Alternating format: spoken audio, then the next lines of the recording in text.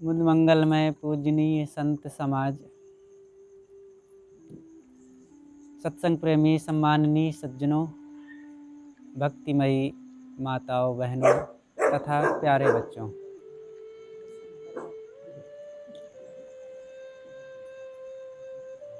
सद्गुरु कबीर एक महान मानवतावादी और सबके लिए शुभ चिंतक, जन समाज के लिए सुख शांति का रास्ता बताने वाले एक दिव्य संत हुए हैं।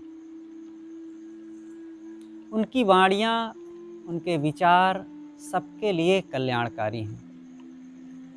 सभी जाति वर्ग देश काल परिस्थितियों में रहने वाले हर नर नारी के लिए उनकी वाणियाँ प्रासंगिक हैं। आज हम उन्हीं की एक साखी पर कुछ चर्चा करते हैं। उनका जो मौलिक ग्रंथ है बीजक, बीजक कबीर साहब जी की प्रामाणिक रचना। बीजक में ज्ञान का खजाना है और उसको जब किसी बोधवान संत द्वारा लिखी हुई विस्तृत टीका व्याख्या पढ़ी जाती है तब वो समझ में आती है। बीजक का अर्थ ही होता है छिपे रहस्य को बताने वाला, और उसकी टीका बहुत से महापुरुषों ने, संतों ने किया, लेकिन वर्तमान समय में सद्गुरु अभिलाष साहिब जी ने जो काम किया है वो बहुत ही महत्वपूर्ण तथा सबके लिए बोधगम्य है। उसी में से यह वचन है, सद्गुरु कहते हैं, कर विचार विकार परिहरि तरण तारण सोए, कहीं कबीर भगवंत भज नर द्वितीया और न कोय। विचार करो, कर विचार, और विकारों का परित्याग करो। विकार दोष बुराइयां। तरण तारण सोए, जब दोषों का त्याग हो जाएगा, आप विचार पूर्ण जीवन को जीने लगेंगे, तब तरण, इस संसार से, भवसागर से पार हो जाने वाले आप हो जाएंगे। और फिर इतना ही नहीं, अगली जो उपलब्धि होगी वह यह है कि दूसरों को भी आप इस भवधार से, भवसागर से पार करने में सहयोग भी कर सकेंगे। ऐसे दिव्य महापुरुषों को साहब भगवंत शब्द से संबोधित करते हैं। ऐसे भगवत स्वरूप दिव्य व्यक्तित्व का भजन करना चाहिए। उससे बढ़ कर के श्रेष्ठ, पूज्य और ईश्वर या भगवान और कौन हो सकता है। इन्हीं शब्दों पर कुछ और हम विचार करें। पहली बात, यहाँ पर सद्गुरु कहते हैं कि कर विचार, हर इंसान को विचारवान होना चाहिए। विचार करके हर काम करें। विचार न करने से जीवन में सारी समस्याएं आती हैं, और विचारवान व्यक्ति कहीं भी उलझता नहीं है, कहीं भी दुखी नहीं होता है। उसके लिए कोई समस्या नहीं। जो समस्या है तो उसका समाधान भी वो खोज निकालता है। कैसे विचार करें, किन बातों पर विचार करें। हम अपने जीवन पर देखें, दुख क्यों है, दुख किस बात का है। दुख है घर घर में यह इस बात का ज़्यादा कि पति अनुकूल नहीं है। कोई कहता है पत्नी कहा नहीं मानती, कोई कहता है बहू हमारे बातें नहीं मानती है और घर में उस ढंग से व्यवस्था नहीं संभालती, तो कोई कहता है नहीं सास ठीक नहीं है। मतलब एक के समान दूसरा नहीं है। जैसा हम चाहते हैं वैसा नहीं है घर परिवार में। तो क्या हमारे चाहने से, जैसा चाहेंगे, जो चाहेंगे, क्या वह सब मिल जाता है? हर चीज़ जो इच्छा होती है वह सब मिल नहीं जाती है। इच्छाओं को पूरा नहीं किया जा सकता। जो इच्छा होती है वह सब पूर्ण नहीं हो सकती है। इच्छाओं को सदैव हम इच्छाओं को देखें। इच्छाएं कभी पूरी नहीं होती है। हम देखें कि इच्छा कैसे पूर्ण होती है। हम इच्छाओं पर ध्यान दें। कर विचार विकार परिहरि तरण तारण सोए। विचार करें, कहीं भटकने की आवश्यकता नहीं है। जो हम चाहते हैं वह सब हमें मिल नहीं जाता है। जो कुछ है हमारे पास उसको पा करके हम उसी में जीवन जीना सीखें। कर विचार विकार परिहरि। विचार करें। जब विचार करेंगे तब पता चलेगा कि ये चीज़ें खाने लायक नहीं हैं, ये खाने लायक है। जो व्यक्ति तंबाकू खाते हैं तो अगर वे विचार पूर्वक खाएंगे तो तंबाकू हाथ से अपने आप गिर जाएगी। जो विचारवान होते हैं वो ऐसी चीज़ें नहीं खाते हैं जिनको खा करके नाना प्रकार की तकलीफ़ें आती हैं। दांत खराब होते हैं, पैसे खराब होते हैं, स्वास्थ्य खराब होता है। ये सब अविचार का फल है।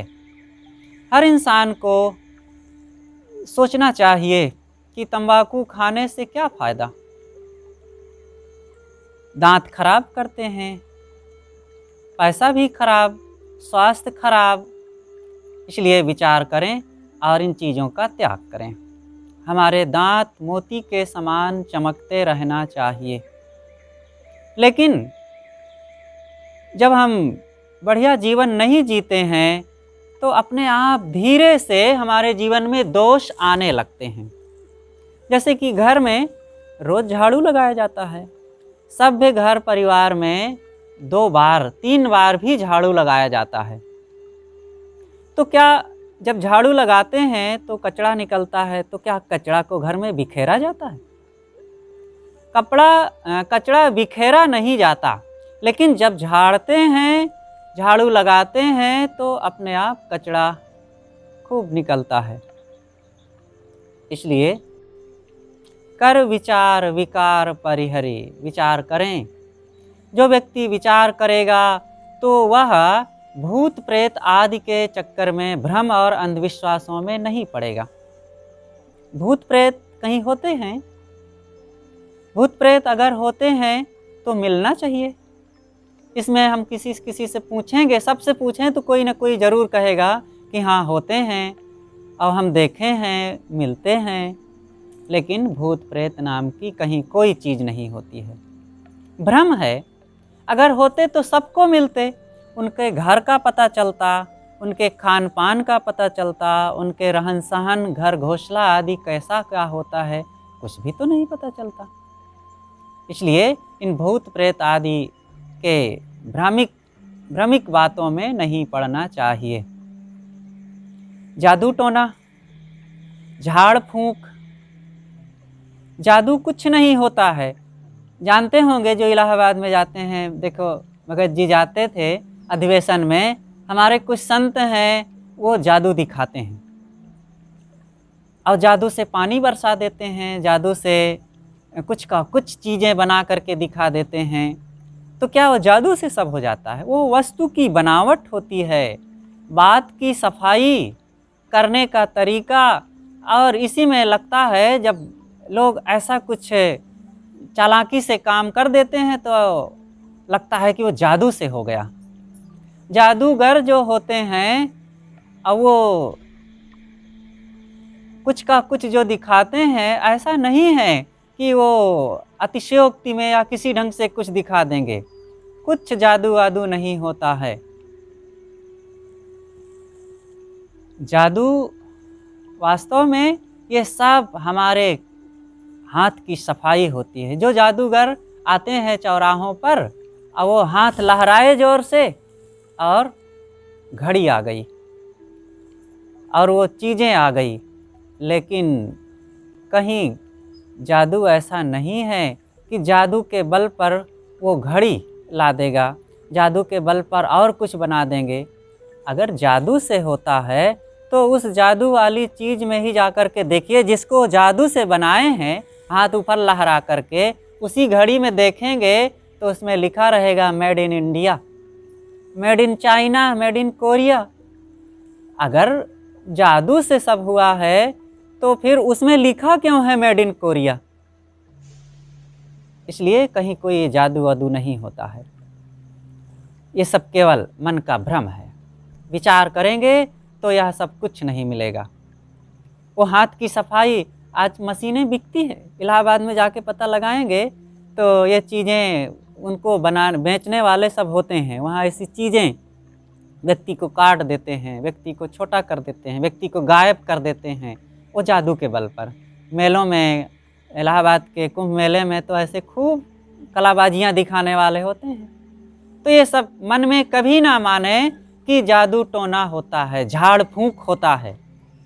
ये सब विचारहीनता का फल है। कोई टोना मारता है, हम कहते हैं आपके गांव में यहाँ पर कोई टोना मारने वाला हो, आकर के मारे, और देखते हैं क्या होता है। या तो सोचेंगे नहीं महाराज आप लोगों पर टोना कहाँ हमारा चलेगा, तो ऐसे बता दे और हमें दे दे, हम ले जा कर के गंगा मैया में सबको विसर्जित कर देंगे, यहाँ के लोगों को, विष्णुपुर वालों को परेशान ना करें। तो ऐसा कहीं कोई जादू टोना नहीं है, सब मन का भ्रम है, मन की कमजोरी। बिल्ली, हम जा रहे थे कहीं, बिल्ली निकल गई तो घबरा गए, अरे बिल्ली रास्ता काट दिया, बस आदमी डर जाता है। कहीं कुछ नहीं, अरे बिल्ली, शेर और सामने से निकले तब तो थोड़ा डरने की बात है, बिल्ली से क्या डरना, लेकिन घबरा जाते हैं लोग।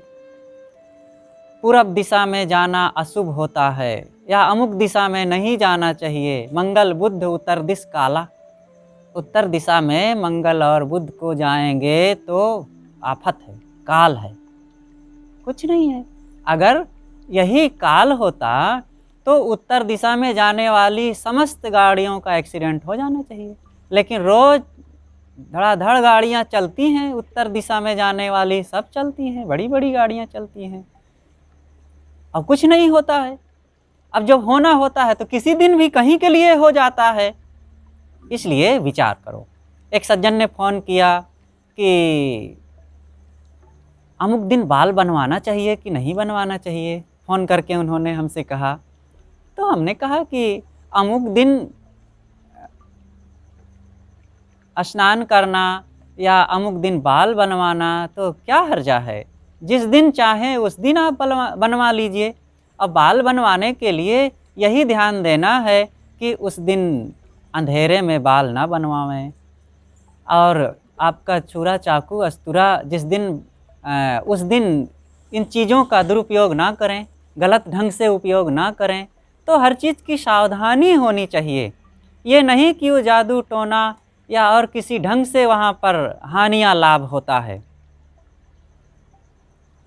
तो हमें इन चीज़ों पर विचार करना चाहिए। कहीं ऐसा कोई जादू टोना नहीं है, कोई भ्रम नहीं, कोई अंधविश्वास नहीं। हमें सावधानी से अपने जीवन को जीना चाहिए। कर विचार विकार परिहरि, विचार करें।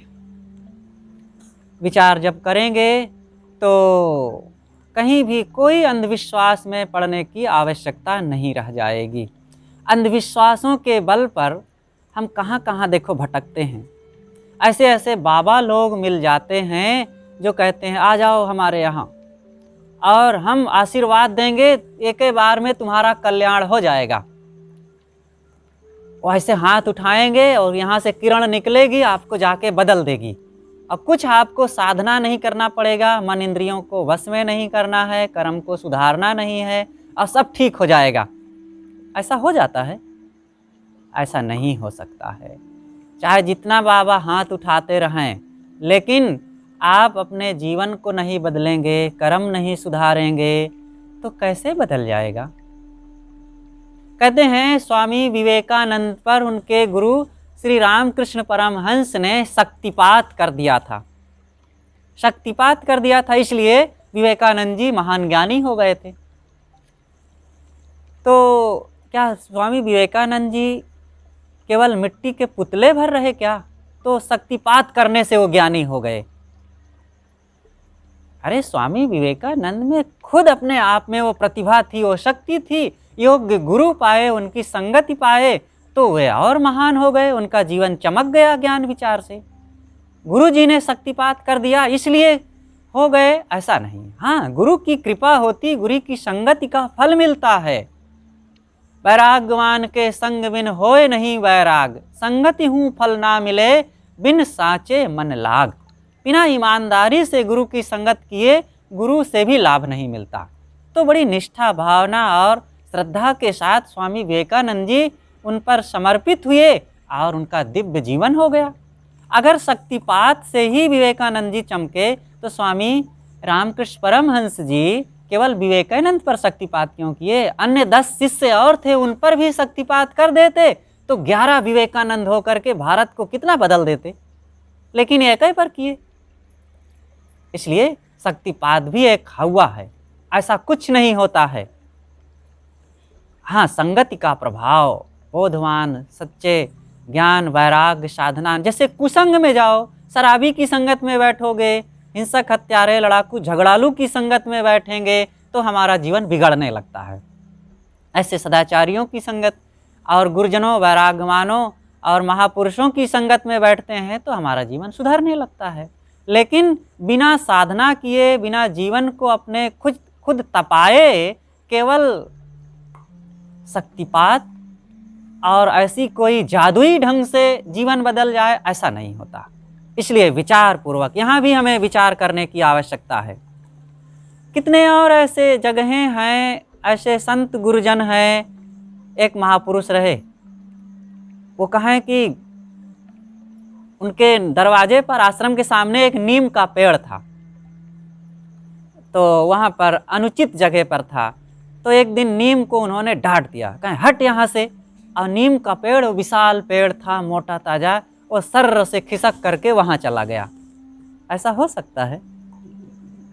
अब इस समय वो महाराज जेल में बंद हैं, अब अपने से ही नहीं, जादू से सर्र से निकल करके दीवार से बाहर आ जाते, और नीम के पेड़ को डांट दिए थे। तो ऐसे ऐसे भ्रामक लोग होते हैं जो दूसरों को, ये गुरु लोग ऐसे कुछ होते हैं जो बेवकूफ बनाने के लिए लोगों को ठेका ले रखे हैं। तो इसलिए विचार करना चाहिए। गुरुजी हमारे कहा करते थे, बानर 2 प्रकार के होते हैं, एक लाल मुख वाले बानर, एक काले मुख वाले बानर। तो काले मुख वालों को जल्दी लोग नहीं फंसाते हैं क्योंकि वो भोंदू होते हैं और उतना तेज नहीं होते, और लाल मुख वाले को ही मदारी फंसाता है। तो ऐसे समाज में 2 प्रकार के लोग हैं, कुछ भोंदू टाइप के हैं और कुछ तेज चंचल हैं। तो भोंदू टाइप के तो देहाती लोग, गरीब लोग, कम पढ़े लिखे लोग, और तेज लाल मुख वाले बानर वे डिप्टी कलेक्टर, जज, वकील, डॉक्टर, मास्टर, इंजीनियर, प्रोफेसर, ये सब लाल मुख वाले बानर हैं। और ये गुरु लोग जो है इन्हीं को फंसाते हैं ज़्यादा, क्योंकि इन्हीं से संभावना है, इन्हीं से संभावना। आप लोग गांव वालों को कोई आवे, गुरुजी फंसाएंगे तो कितना देंगे? 10, 20, 50, 100, 200, 500 देंगे। लेकिन ये जो बड़े बड़े लोग हैं, बड़ी बड़ी बिल्डिंगों में, कोठियों में, कचहरियों में और बड़ी पोस्टों में हैं, और असेंबली और पार्लियामेंट में बैठे लोग हैं, ये तो लाखों रुपए देते हैं। तो इन्हीं लोगों को वे लोग फंसाते हैं। और इनमें एक तबका ऐसा है कि महा भटका हुआ। एक नेता थे, बड़े नेता, और वो अपने हाथों में 9 अंगूठियां पहने थे, दोनों हाथों में 9 या 10। एक में अंगूठा में क्या करें, अंगूठा में नहीं पहनते बनता, तो एक एक उंगली में 2-2 कहीं कहीं कर लिए थे। तो एक संत ने हमारे पूछा कि आप इतना अंगूठी क्यों पहने हैं? कहा अरे नहीं, इसमें शनि का चक्कर है और इससे बहुत लाभ मिलता है। और इतना अंगूठी पहने थे और चुनाव में लड़े, हार गए। वो सब, एक नेता गए काठमांडू पशुपतिनाथ मंदिर में, उनको किसी ज्योतिषी ने कह दिया था कि पशुपतिनाथ मंदिर का दर्शन करो और वहाँ पर और बड़ा जोक टोटका करवाए कि वहाँ जाओ, एक बकरे की बलि चढ़ाओ, उसके रक्त से स्नान करो, फिर आप चुनाव में जीत जाएंगे। और गए और वहाँ किए यही पाखंड और हिंसा हत्या का काम, और आए चुनाव लड़े, नहीं जीत पाए, हार गए। तो ये विचारहीनता में आदमी कहाँ कहाँ भटकता है। इसीलिए सदगुरु कबीर ने कहा है, जाको सदगुरु ना मिला व्याकुल दहुं दिस धाय, आँख न सूझे बावरा घर जरे घूर बुताए। सदगुरु एक सच्चे ज्ञानी बोधवान संत के अभाव में आदमी चारों तरफ भटकता है, व्याकुल होकर, दुखी होकर, अनाथ बेसहारा होकर के भटकता है। व्याकुल दहुं दिस धाय, आँख न सूझे बावरा। उस पगले को, उस भोले को आँखों से कुछ सूझता नहीं है, मुझे क्या करना चाहिए। घर जरे घूर बुताए, आग लगी है घर में और वो पानी डालता है घूर में। घर ये हमारा जीवन है, हमारा मन, हमारी इंद्रियां और हमारे जीवन के सुख दुख, लेकिन घूर में पानी डालते हैं। घूर का मतलब ये मंदिर मस्जिद और तीर्थों में जा कर के जल पानी डालते हैं, सिर पटकते हैं और कुछ नहीं होता। जीवन को बदलें, कर्मों को बदलें। केवल आप जाएं, आपका मन है तो हरिद्वार, काशी, मथुरा, प्रयाग, जहाँ मन का है वहाँ जाएं, घूमें, इससे बहुत लाभ हैं। देशाटन होगा, नए नए जलवायुओं का परिवर्तन होने से स्वास्थ्य में भी सुधार होगा, विचारों में भी परिवर्तन होगा, और ऐसी जगहों में ऐसे विचार बोध संपन्न साधक संत मिल जाएं तो उनसे भी लाभ मिलेगा ज्ञान का, और देश दुनिया की और संस्कृति का लाभ होगा, अनेक रीति रिवाजों को जानकारी मिलेगी। लेकिन आप ये आशा करें कि वहाँ जाने से पाप कट जाएंगे, मुक्ति मिल जाएगी और हमारा कल्याण हो जाएगा, तो ये आशा ना करें। कल्याण के लिए जीवन को बदलना पड़ता है। अगर इन तीर्थों में जाने से ही मुक्ति मिल जाती तो इस सब तीर्थ में जाने वाले और कुंभ मेला जाने वाले, स्नान करने वाले, सबको मुक्त हो जाना चाहिए था। एक माता थी, उसकी बहू आई और उसको बच्चे नहीं थे, 10 साल बाद बच्चे हुए। तो माता जी ने मनौती कर रखा था कि हे गणेश भगवान, हे शंकर जी, हनुमान जी, पार्वती मैया और काली मैया, सबका नाम मनाई थी। अगर मुझे नाती हो गया तो मैं इन सब के नाम से गंगा मैया में नाती को डुबकी लगवाऊंगी। और 10 साल बाद उनको पोता हुआ, बहू को बच्चा हुआ, बहुत खुशियां छाई थी।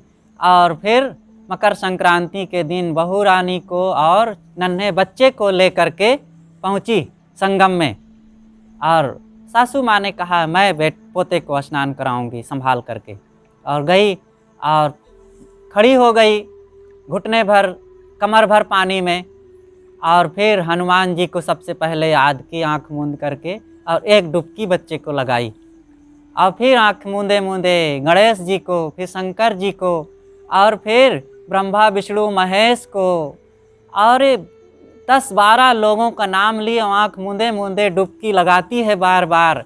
और ठंडी का दिन और बार बार की डुबकी में छोटा सा नन्हा सा बच्चा, और वो दुधमुहा न संभाल सकी, और वो बेचारा ऐंठ गया। जब आँखें खोली 5 मिनट बाद तो एकदम अकड़ा हुआ, और देखी तो कांप गई, अरे एक बच्चे क्या हो गया, और कांपने से उसके हाथे से बच्चा छूट गया और धारा में बह गया। और उधर बहू किनारे खड़ी देख रही है, अब वो देखी कि बच्चा बहा जा रहा है, वो दौड़ी जोर से, और बहू भी एकदम बहते बहते मरते मरते बची। देखो ये विचारहीनता में आदमी कैसे कैसे अपने जीवन को और अपनों के जीवन को गंवा बैठता है। इसलिए सदैव सबको सावधानी से, विचारपूर्वक, बोधपूर्वक और सद्बुद्धि का उपयोग करना चाहिए। इसीलिए सत्संग की ज़रूरत होती है। सत्संग जीवन में हमारे बदलाव लाता है। जब सत्संग में जाएंगे अच्छे लोगों के पास बैठ करके उनसे निर्णय की चर्चा सुनेंगे। ये निर्णय की चर्चा कहाँ मिलेगी? दुनिया में है कोई ऐसी जगह?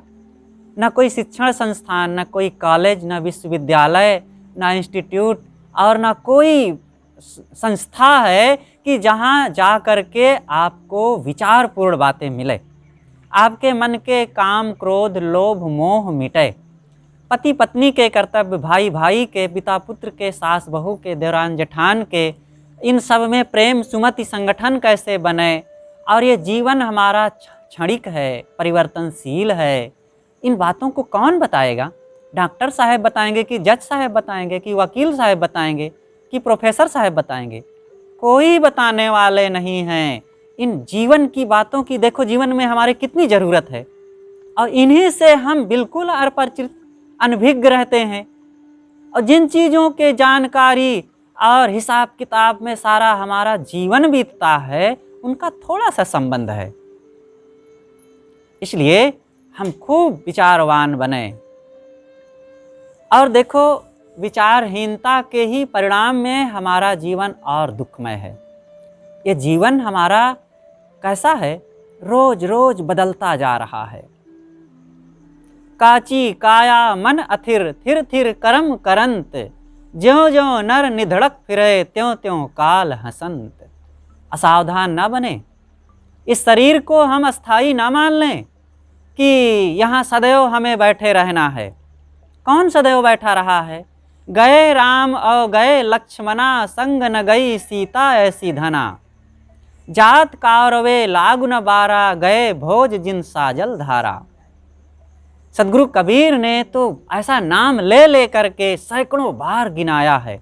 कोई यहाँ बचने वाला नहीं। राम चले गए, लक्ष्मण चले गए, कृष्ण चले गए, बलराम चले गए, ब्रह्मा विष्णु महेश चले गए, सबका नाम गिनाया। कोई यहाँ अमर होने के लिए आया है? सबको जाना है, जाना होगा। कबीर साहब तो इतना तेज कहने वाले, उन्होंने तो कहा जाना होगा जरूर, तेरे बाप का घर नहीं है, क्या करता मगरूर। ओ संत थे जो देखते थे भड़ाक से कह देते थे, कोई मुलहिजा नहीं। बिना साफ कहे मन का मोह मिटता नहीं है। मन कमजोर पुल पुल बन करके दुखी होता है। एक माँ थी, उनका नन्हा सा बच्चा था और वो अभी बच्चा 5 बरस का रहा होगा, बीमार हुआ, अचानक उसकी मृत्यु हो गई। तो अब वो रोती बिलखती चिल्लाती जोरों से, दुखी हो करके लोगों के पास दौड़ दौड़ करके जाती कि मेरे बच्चे को कोई बचा ले, मेरे बच्चे को बचा ले। अब कौन बचा ले? कोई ऐसा नहीं है दुनिया में कि गए हुए को पुनः लौटाया जा सके, कोई उपाय नहीं है। तो भटकते भटकते रोती हुई वो महात्मा बुद्ध की शरण में गई। किसी ने कहा कि तुम बुद्ध के पास जाओ, वही तुम्हारे दुखों का निदान करेंगे। वो दौड़ी गई वहाँ और उनके चरणों में जोर से दहाड़ कर रोने लगी।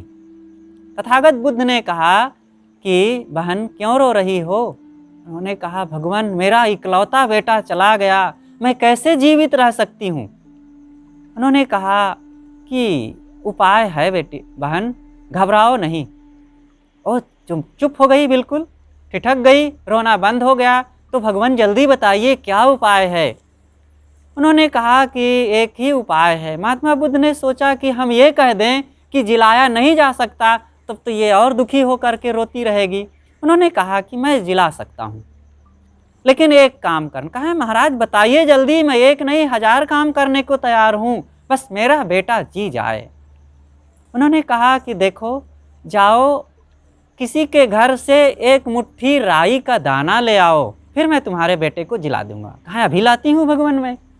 तो चल पड़ी।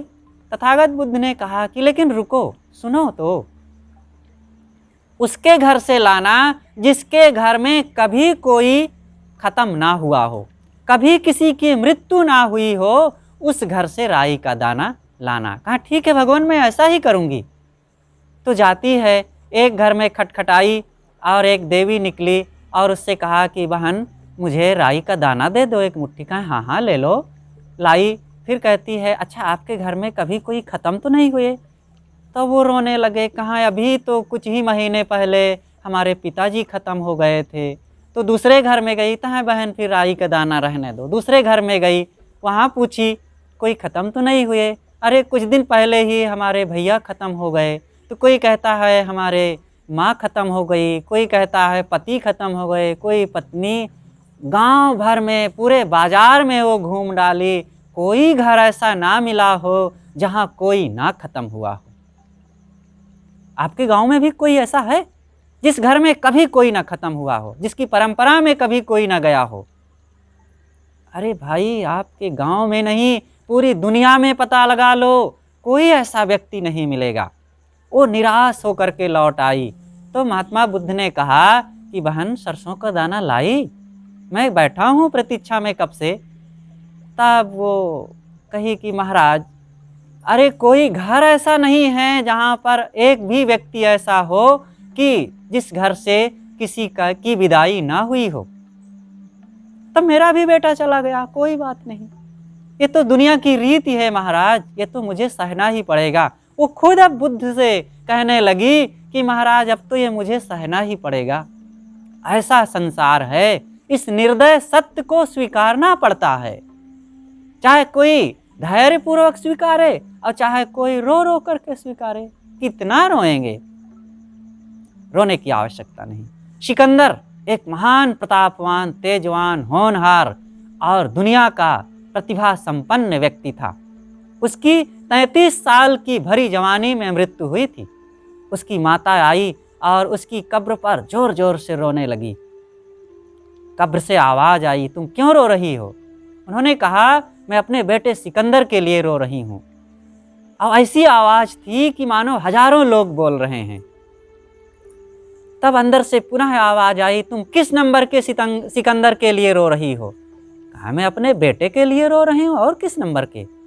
कहा अपने बेटे का नंबर बताओ, किस नंबर का बेटा है तुम्हारा सिकंदर? यहाँ हजारों सिकंदर दबे हुए हैं, अपने बेटे का नंबर बताओ, तब यहाँ तुम्हें पता बताया जाएगा। तब कहे ओ जब हजारों सिकंदर दबे पड़े हैं तो मेरा एक सिकंदर गया, क्या फर्क पड़ता है? ऐसे एक दो की नहीं, बहुतों की बात है। ये हमारा जीवन ऐसा ही है।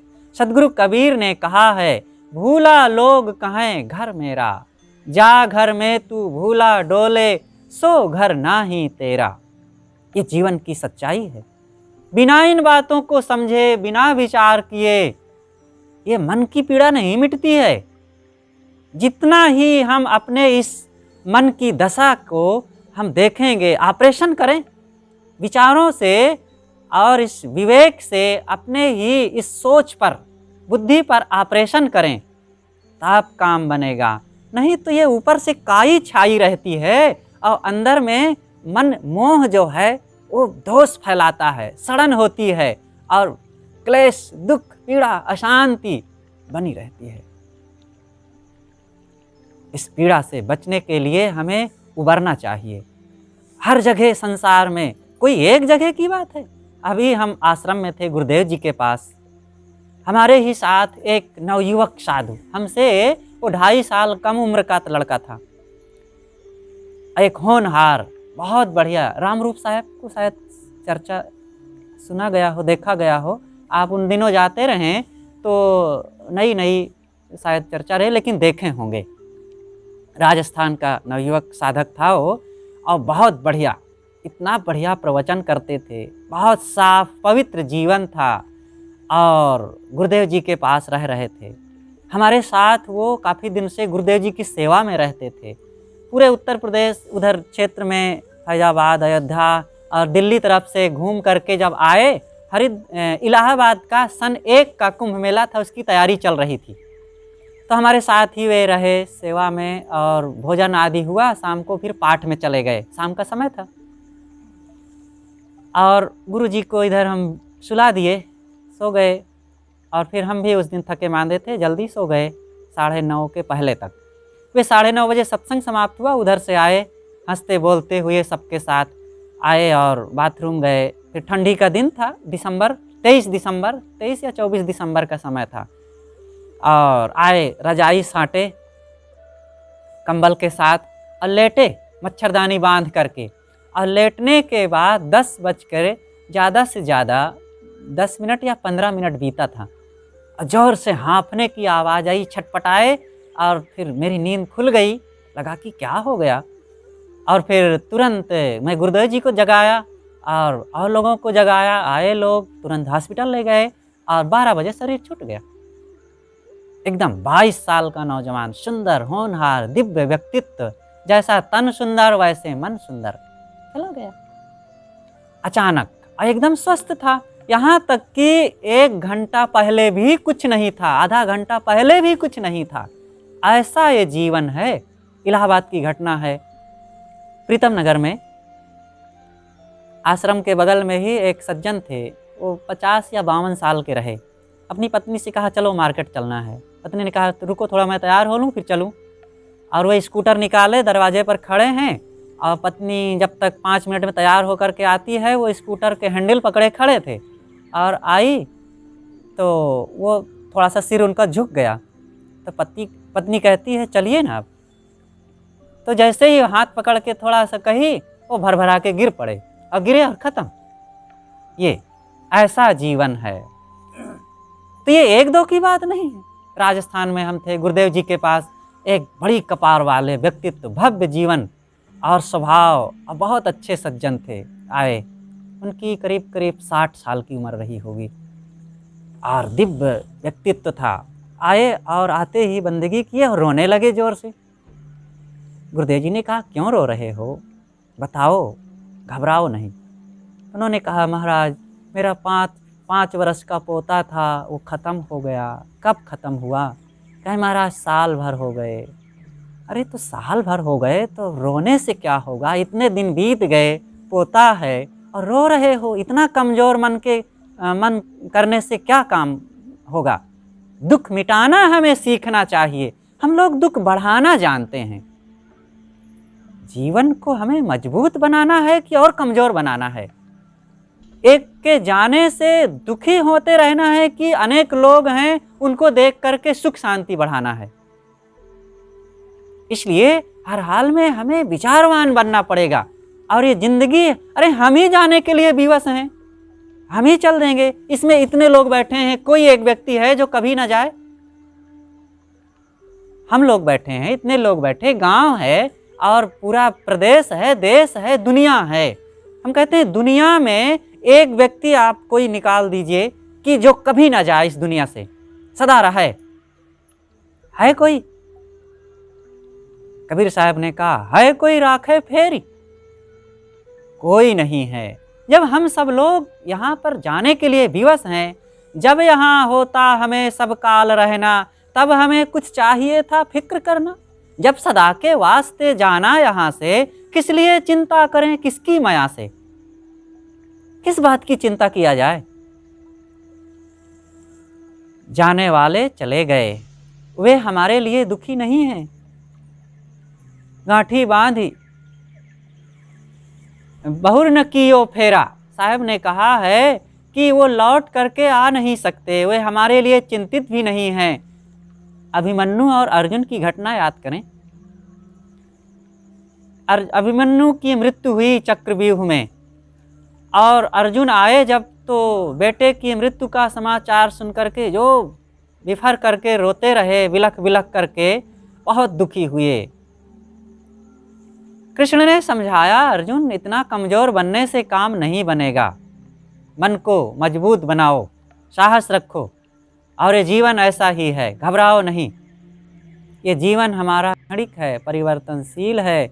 इन सब को देख करके कहीं हमें मन को कमज़ोर करने से और ये सब चीज़ें सोच सोच करके दुखी बनने से क्या फ़ायदा है। इसलिए हमें मजबूत बनने से ही सच्चाई का रास्ता हमें मिलेगा और हमारी पीड़ा मिटेगी। तो सदगुरु कबीर साहब कहते हैं, कर विचार विकार परिहरि। विचार करो, और कहीं घबराने से, भटकने से, दुखी होने से काम नहीं बनेगा। यहाँ कोई सदा के लिए रहने आया नहीं है। विकार परिहरी। अगली बात साहब कहते हैं विकारों का त्याग करो। विकार हैं दोष, जीवन की बुराइयां, दुर्गुण, इन सबको हम मिटावें। तरण तारण सोए। तरण, तरण कौन है? जो अपने मन के विकारों से, दोषों से और गंदी आदतों से, गलत रहन सहन, खान पान से ऊपर उठ गया है, तो वो मानो भवसागर से पार हो गया है। समस्त अंधविश्वासों से हमें ऊपर उठना चाहिए। मन की कुचालों को हम परखें। ये हमारा मन जो हमारे निकट है, ये कितना हमें भटकाता है, कितना परेशान करता है। जितना एक बैरी नहीं परेशान करता, जितना एक दुश्मन नहीं परेशान करता, उतना ही ये हमारे तन और मन हमें परेशान करते हैं ना। हम कहते हैं कि फलाना हमारा दुश्मन है और वो मिल जाए तो उसको मैं मार डालूंगा, उसको जिंदा नहीं छोड़ूंगा, उसके बाल बच्चों को बर्बाद कर दूंगा। अरे क्या किसी को बर्बाद करोगे? ये हमारा मन हमें बर्बाद कर रहा है, हमारा तने हमें रुला रहा है। इसलिए हम विचारवान बने, भटकने की आवश्यकता नहीं है, मजबूत मन वाले बने। तो कर विचार विकार परिहरि, तरण तारण सोए, कहें कबीर भगवंत भज नर दुतिया और न कोय। तो हमें ऐसे विचारवान बोधवानों की संगत करना चाहिए और ज्ञान विचार की बातों को मनन चिंतन करें और जीवन को हम सुखी बनावें।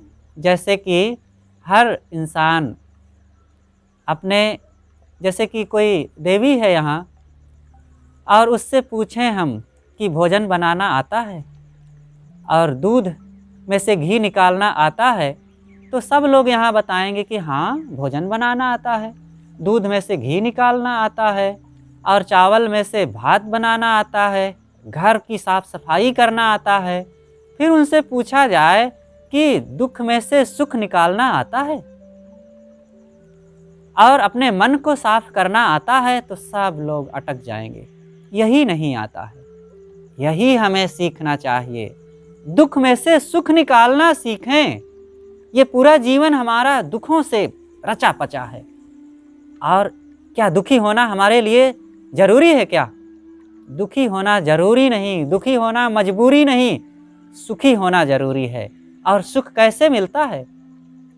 बस हमें विचारवान बनना पड़ेगा, जीवन जीने के तरीके सीखना पड़ेगा। तो इन बातों को हम मनन करें, समझें और सत्संग से, संत गुरुजनों से, विचारवानों से, सुसंग से ये प्रेरणा मिलती है। पानी के पास जाने से जैसे शीतलता मिलती है, तो वैसे ही अच्छे लोगों के पास जाने से, बोधवानों के पास जाने से हमें सुंदर विचार मिलते हैं और विचार ही हमें किसी भी ढंग से सुखी बनाते हैं। तो हम सब लोग अपने जीवन को ऐसा बनावें। अपनी बातें यहीं पर मैं समाप्त करता हूँ। हमारे बीच पूज्य श्रद्धेय श्री साहिब जी विराजमान हैं। आपसे विनम्र निवेदन करता हूँ कि हम सबको अपने अमृतमय विचारों से कृतार्थ करने की कृपा करें। बोलिए सद्गुरुदेव की जय।